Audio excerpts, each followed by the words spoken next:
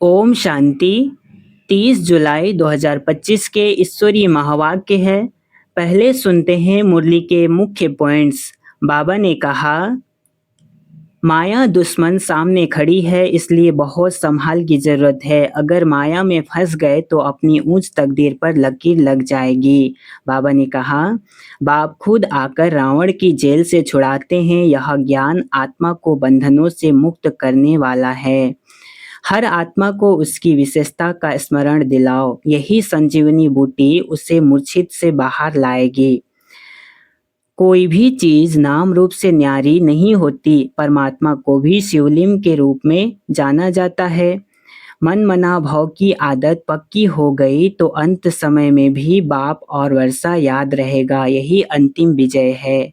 भक्ति मार्ग में अंधविश्वास और धक्के हैं, जबकि ज्ञान मार्ग में सच्चाई और सहजता है। अब सुनते हैं मुरली को विस्तार से।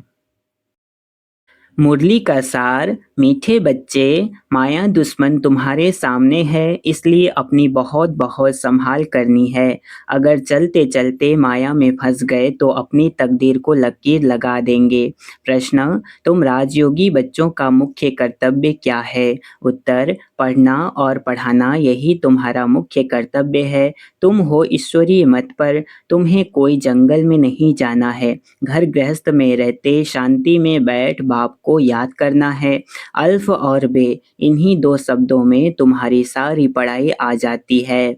ओम शांति। बाप भी ब्रह्मा द्वारा कह सकते हैं कि बच्चों गुड मॉर्निंग, परंतु फिर बच्चों को भी रेस्पॉन्ड देना पड़े। यहाँ है ही बाप और बच्चों का कनेक्शन। नए जो हैं जब तक पक्के हो जाएं कुछ न कुछ पूछते रहेंगे। यह तो पढ़ाई है। भगवान वाज भी लिखा है, भगवान है निराकार। यह बाबा अच्छी रीति पक्का कराते हैं, किसको भी समझाने के लिए, क्योंकि उस तरफ है माया का जोर। यहाँ तो वह बात नहीं है। बाप तो समझते हैं, जिन्होंने कल्प पहले वर्षा लिया है वह आपे ही आ जाएंगे। ऐसे नहीं कि फलाना चला न जाए, इनको पकड़ें, चला जाए तो चला जाए। यहाँ तो जीते जी मरने की बात है। बाप एडॉप्ट करते हैं, एडॉप्ट किया ही जाता है कुछ वर्षा देने के लिए। बच्चे माँ बाप के पास आते ही हैं वर्षे की लालच पर। साहूकार का बच्चा कभी गरीब के पास एडॉप्ट होगा क्या? इतना धन दौलत आदि सब छोड़ कैसे जाएंगे? एडॉप्ट करते हैं साहूकार। अभी तुम जानते हो बाबा हमको स्वर्ग की बादशाही देते हैं, क्यों ना उनका बनेंगे। हर एक बात में लालच तो रहती है। जितना बहुत पढ़ेंगे उतनी बड़ी लालच होगी। तुम भी जानते हो बाप ने हमको एडॉप्ट किया है बेहद का वर्षा देने। बाप भी कहते हैं तुम सबको हम फिर से 5000 वर्ष पहले मुआफिक एडॉप्ट करते हैं। तुम भी कहते हो बाबा हम आपके हैं, 5000 वर्ष पहले भी आपके बने थे। तुम प्रैक्टिकल में कितने ब्रह्मा कुमार कुमारियां हो। प्रजापिता भी तो नामी ग्रामी हैं। जब तक शूद्र से ब्राह्मण न बने तो देवता बन न सके। तुम बच्चों की बुद्धि में अब यह चक्र फिरता रहता है। हम शूद्र थे, अभी ब्राह्मण बने हैं, फिर देवता बनना है। सतयुग में हम राज्य करेंगे तो इस पुरानी दुनिया का विनाश जरूर होना है। पूरा निश्चय नहीं बैठता है तो फिर चले जाते हैं। कई कच्चे हैं जो गिर जाते हैं। यह भी ड्रामा में नूंद है। माया दुश्मन सामने खड़ी है तो वह अपनी तरफ खींच लेती है। बाप घड़ी घड़ी पक्का कराते हैं, माया में फंस नहीं पड़ना, नहीं तो अपनी तकदीर को लकीर लगा देंगे। बाप ही पूछ सकते हैं कि आगे कब मिले हो, और कोई को पूछने का अक्ल आएगा ही नहीं। बाप कहते हैं मुझे भी फिर से गीता सुनाने आना पड़े, आकर रावण की जेल से छुड़ाना पड़े। बेहद का बाप बेहद की बात समझाते हैं। अभी रावण का राज्य है, पतित राज्य है, जो आधा कल्प से शुरू हुआ है। रावण को 10 शीश दिखाते हैं, विष्णु को 4 भुजा दिखाते हैं। ऐसे कोई मनुष्य होता नहीं। यह तो प्रवृत्ति मार्ग दिखाया जाता है। यह है एम ऑब्जेक्ट, विष्णु द्वारा पालना। विष्णुपुरी को कृष्णपुरी भी कहते हैं। श्री कृष्ण को तो 2 बाहें ही दिखाएंगे ना। मनुष्य तो कुछ भी समझते नहीं हैं। बाप हर एक बात समझाते हैं, वह सब है भक्ति मार्ग। अभी तुमको ज्ञान है, तुम्हारी एम ऑब्जेक्ट ही है नर से नारायण बनने की। यह गीता पाठशाला है ही जीवन मुक्ति प्राप्त करने के लिए। ब्राह्मण तो जरूर चाहिए, यह है रुद्र ज्ञान यज्ञ। शिव को रुद्र भी कहते हैं। अब बाप पूछते हैं, ज्ञान यज्ञ कृष्ण का है या शिव का है? शिव को परमात्मा ही कहते हैं, शंकर को देवता कहते हैं। उन्होंने फिर शिव और शंकर को इकट्ठा कर दिया है। अब बाप कहते हैं, हमने इनमें प्रवेश किया है। तुम बच्चे कहते हो बाप दादा, वह कहते हैं शिव शंकर। ज्ञान सागर तो है ही एक। अभी तुम जानते हो ब्रह्मा सो विष्णु बनते हैं ज्ञान से। चित्र भी बरोबर बनाते हैं, विष्णु की नाभि से ब्रह्मा निकला। इसका अर्थ भी कोई समझ नहीं सकते। ब्रह्मा को शास्त्र हाथ में दिए हैं। सारा अभी शास्त्रों का सार बाप बैठ सुनाते हैं या ब्रह्मा? पूछ रहे हैं बाबा। यह भी मास्टर ज्ञान सागर बनते हैं। बाकी चित्र इतने ढेर बनाए हैं, वह कोई यथार्थ है नहीं। वह है सब भक्ति मार्ग के। मनुष्य कोई 8-10 भुजा वाले होते नहीं। यह तो सिर्फ प्रवृत्ति मार्ग दिखाया है। रावण का भी अर्थ बताया है। आधा कल्प है रावण राज्य रात, आधा कल्प है राम राज्य दिन। बाप हर एक बात समझाते हैं। तुम सब एक बाप के बच्चे हो। बाप ब्रह्मा द्वारा विष्णुपुरी की स्थापना करते हैं और तुमको राजयोग सिखाते हैं। जरूर संगम पर ही राजयोग सिखाएंगे। द्वापर में गीता सुनाई, यह तो रॉन्ग हो जाता है। बाप सच बतलाते हैं। बहुतों को ब्रह्मा का श्री कृष्ण का साक्षात्कार होता है। ब्रह्मा का सफेद पोष ही देखते हैं। शिव बाबा तो हैं बिंदी, बिंदी का साक्षात्कार हो तो कुछ समझ न सकें। तुम कहते हो हम आत्मा हैं, हम आत्मा को किसने देखा है? कोई ने नहीं, वह तो बिंदी है। समझ सकते हैं ना? जो जिस भावना से जिसकी पूजा करते हैं उनको वही साक्षात्कार होगा। दूसरा अगर रूप देखे तो मुझ पड़े।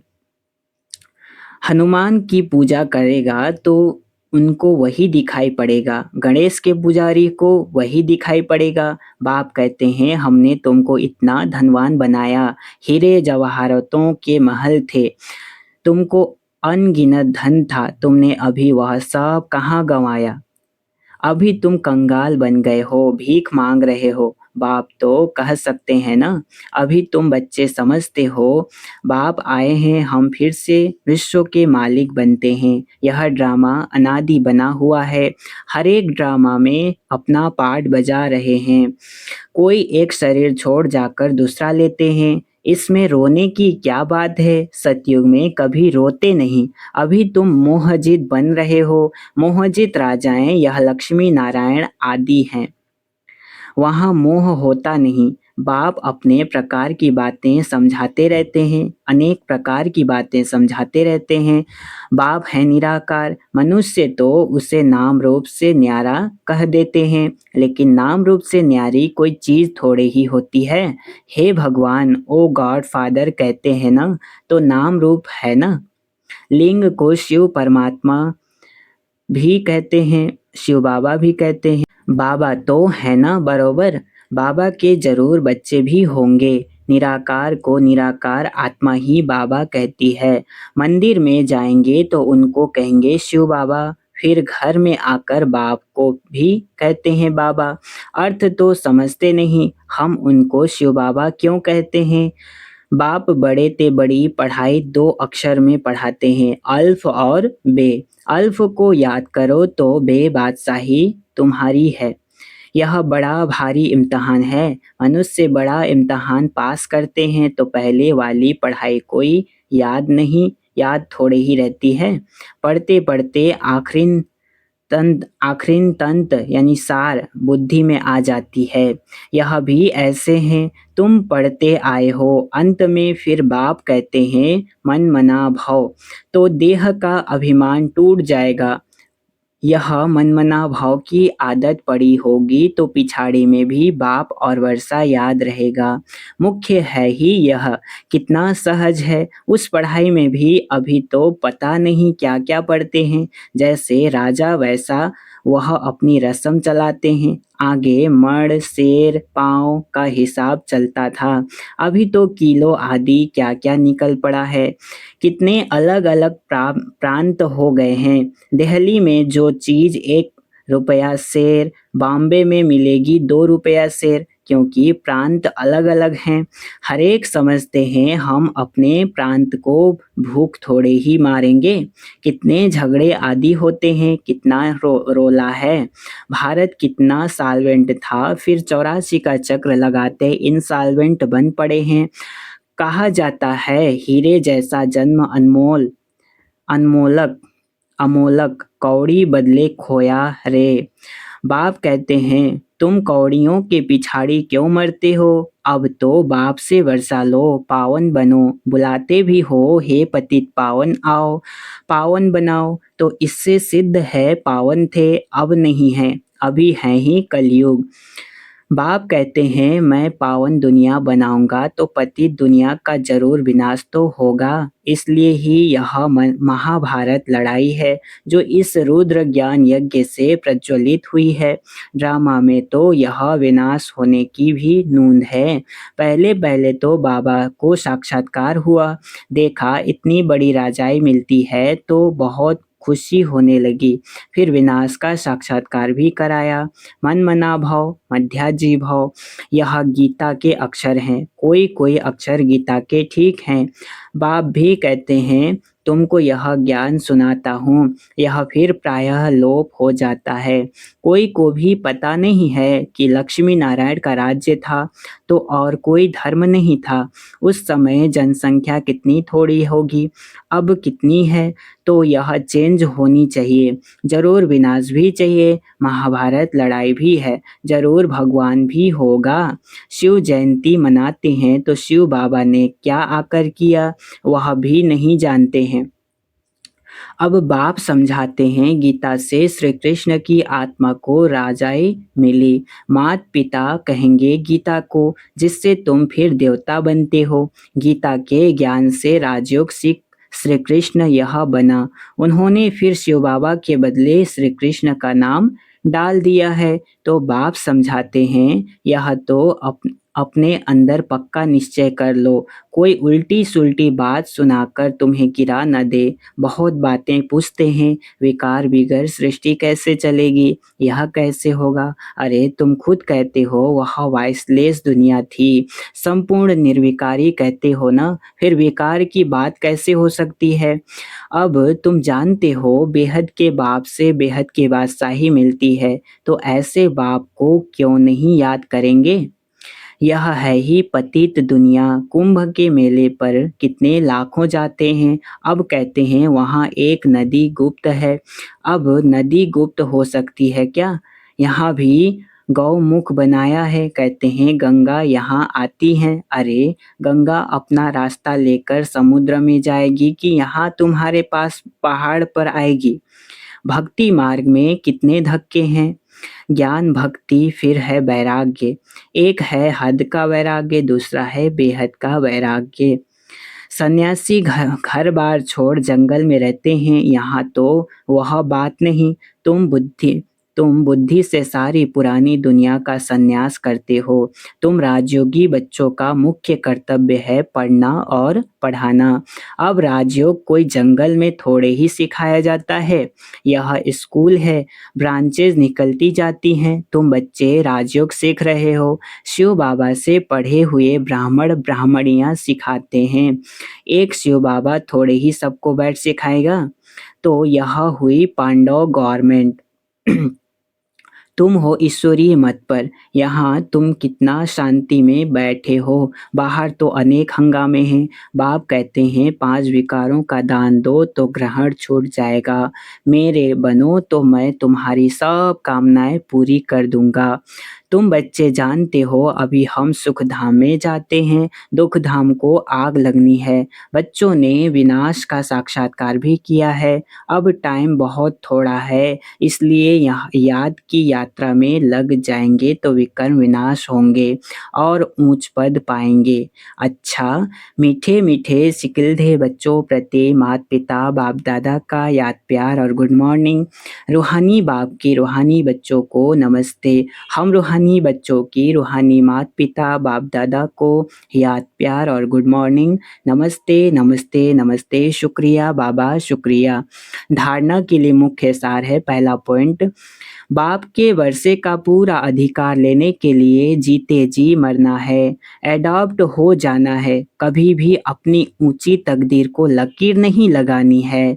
दूसरा, कोई भी उल्टी सुल्टी बात सुनकर संशय में नहीं आना है, जरा भी निश्चय न हिले, इस दुखधाम को आग लगने वाली है, इसलिए इससे अपना बुद्धि योग निकाल लेना है। वरदान आज का, विशेषता रूपी संजीवनी बूटी द्वारा मूर्छित को सुरजित करने वाले विशेष आत्मा भव। विशेषता रूपी संजीवनी बूटी द्वारा मूर्छित को सुरजित करने वाले विशेष आत्मा भव। विस्तार है, हर आत्मा को श्रेष्ठ स्मृति की विशेषताओं की स्मृति रूपी संजीवनी बूटी खिलाओ तो वह मूर्छित मूर्छित से सुरजित हो जाएगी। विशेषताओं के स्वरूप का दर्पण उसके सामने रखो।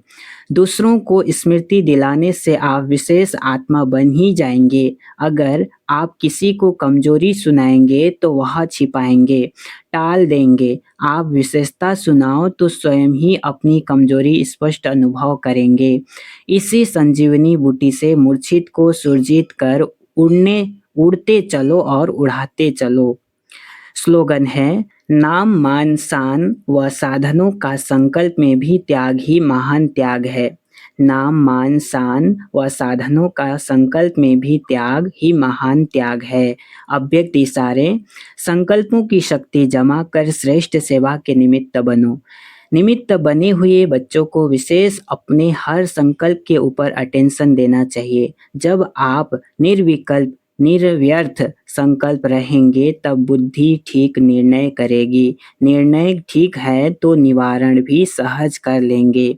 निवारण करने के बजाय अगर आप ही कारण कारण कहेंगे तो आपके पीछे वाले भी हर बात में कारण बताते रहेंगे। अच्छा, ओम शांति।